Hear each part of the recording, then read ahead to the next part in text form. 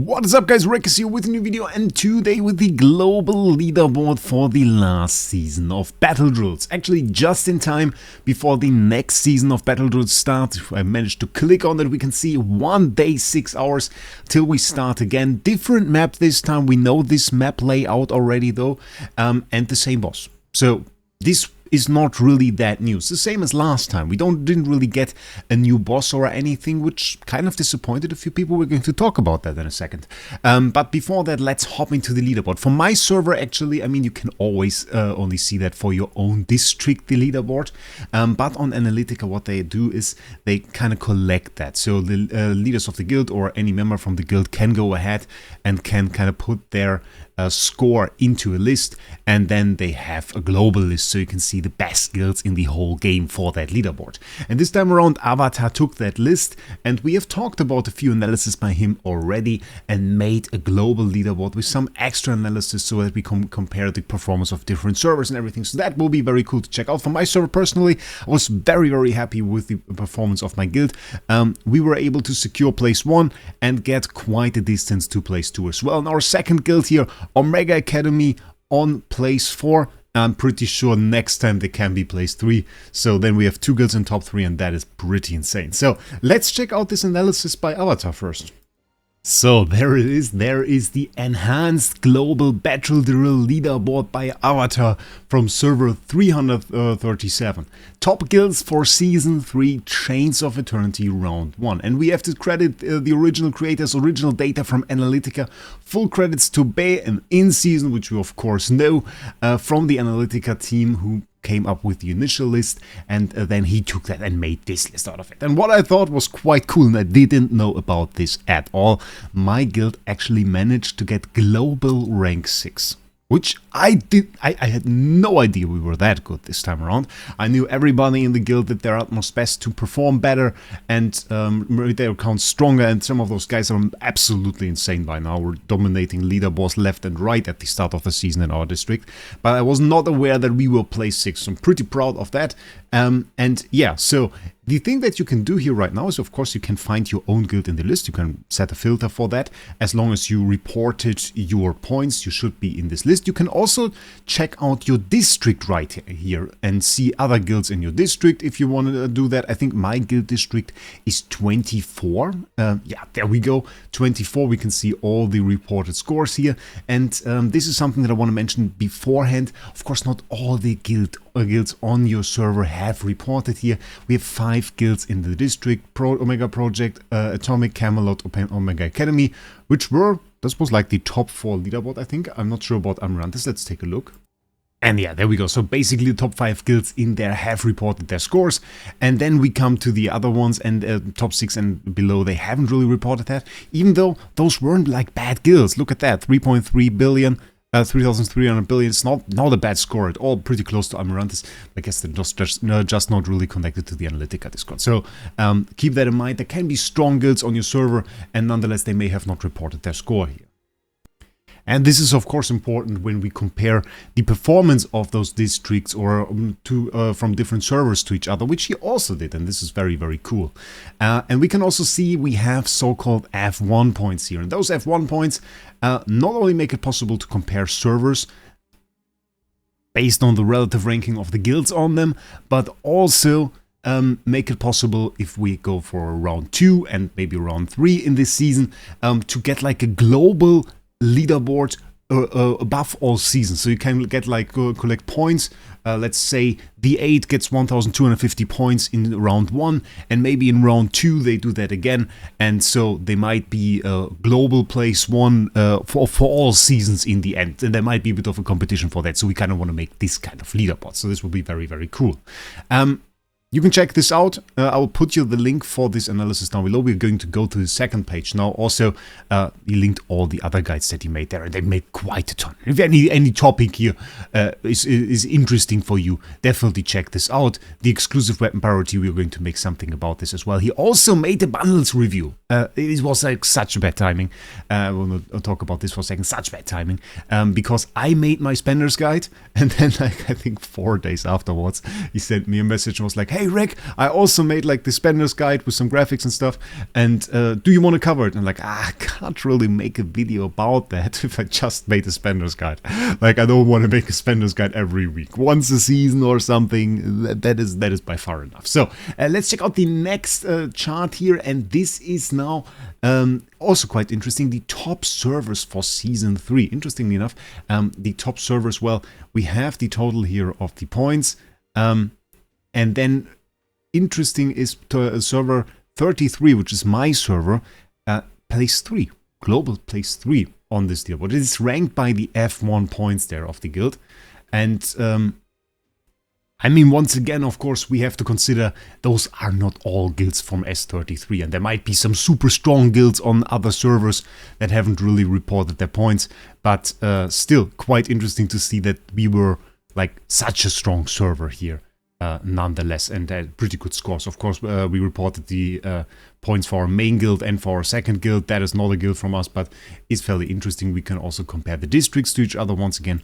I'm District 24, and we see from S210 we only have one guild, S262 also only one guild, and that is already it, and that is very interesting. So 33, 210, 262. So we don't have to seem to have any guild from 226 and 246 that reported their scores. And the interesting part about this is the design of this is, of course, to have one super healthy server, which is S33, of course, my server. There is a ton of players on that. We saw that in the other analysis that Avatar did about the server health, and then pair less populated servers with it. And apparently 226 and 246 probably not doing too well. And we can just take a look back at my last video, so maybe this video is now interesting for you as well if you don't find certain servers on your this chart. It's called Zombie Servers, Is Your Server Dead, and How You Can Save It. This is a video I made about the analysis also by Avatar, and here we can find these servers that we were looking at. It was S226 and S246, and here we have S226, for example, a red server, and those are like the really dead ones, while the orange servers are not looking too great, which is, by the way, is the case for most servers that were later founded. It is normal, by the way, for a server to reduce in player numbers at the moment, so don't really be concerned by that. It's just that the new players, of course, are all put on the newer servers, while the older servers don't get any new players, so the only way they can go is down. And they work against it with the allying mechanic, which they used more this season, and this works, but still, nonetheless, that is the reason why we don't see any numbers from this server. Actually, there's just like the last remaining players, and probably not too many strong players there. So this is a way you could probably approach this analysis and take a little bit of a look at what happens on your server, what happens on your guild, where do you stand in the competition. It's fairly interesting. You can just click here and find your own district or your own server and see where it ranks. You can even find out your own server's rank, which in my case is fairly easy to find. It's 3, but you can check this out as well. And then here we have all the full base data for all the analysis he made, and for example, we can once again find my guild here. Got 1,214 points from this S33 Omega project led by me, and then we have damage and everything, district, original server. All of that info is here, so it should be a pretty cool analysis for you to take a look at. That being said, link is now in the description. Let's talk a little bit about this season in itself. And many were a little bit disappointed, mostly by the boss, that is, because this boss, Grim Executioner, and I made a guide about him with all the details of his abilities and everything, and teams that you can use, and which you should, by the way, check out. This is an old boss. This is a boss we already had. We knew him before, and we didn't get a new boss for this new season. What we got, though, was a new system for battle drills, which kind of changed the stamina system a little bit. The command center that you usually would find down here, that vanished. That is no longer the case. In case you've never played with that before, the way this works was you click that button and you had to set your team. So you could select like 10 of your heroes, and those were the heroes that were in battle drills. And every day this would get stamina, and you would use stamina to do attacks on each of those nodes. And The problem with that was it limited you a little bit. For example, if you then watched this video of mine that I just talked about and saw, hey, there is a cool team, maybe I could use that, then you would notice, oh, you had a ton of stamina on one of your heroes. And while you could swap out that hero, it would mean that you would lose all the stamina. So your only way was to just do your attacks with the team you used before until all your stamina was gone, then you can swap out the hero, which kind of sucked. So now you don't have to decide anymore. All your heroes are natively in the battle. They gain a stamina every single day, and that means they can participate in one attack. So if you are just in the endless phase and attacking the boss, you just need 3 teams, and then you can use up all your stamina. You have like the main stamina, which is 15 stamina a day, which is enough for you to set 3 times 5 heroes, so 3 times full teams. And this new system, in my opinion, was pretty cool. Allowed you to use like all of the teams. For myself, I had like the team set here in my formations, and I just changed out the formations, and they even included like a little bit of a stamina display down below that showed you, okay, there are 3 stamina on Urania, for example. So you could easily see which team you should use, and then you just swap through the teams, and you are pretty quickly done with it. And I think that is also something that is important for battle drills.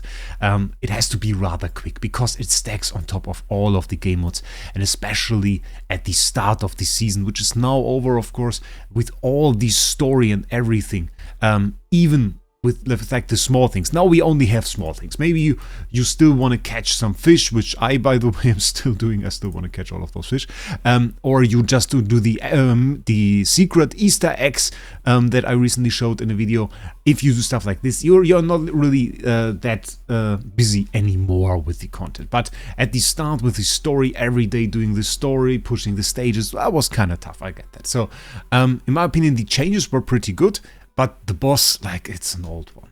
It's an old one. It's not the worst boss we ever had in there, but it's an old one. They could have done a new one, I think. Still, fairly cool season. I'm looking forward to the next one, actually. I'm probably going to make a little bit of a guide. Not sure if, like, about the area of the map itself. I've never really done that so far. And also, it's the same map. We've already done that map. There are guides for this specific map out there. I'm probably going to do one on the boss again. Because the teams have changed now. We have new artifacts, we have everything, so that is something we're going to do. Yeah, definitely check out the analysis made by Avatar. It's down in the description. I'm also going to link you the video I made about the dead servers, because you might just want to compare that a little bit and see what happens on your server. And we will kind of put that together and link that. So check out the description. And with that, I wish you a great day. We'll see us in the next one.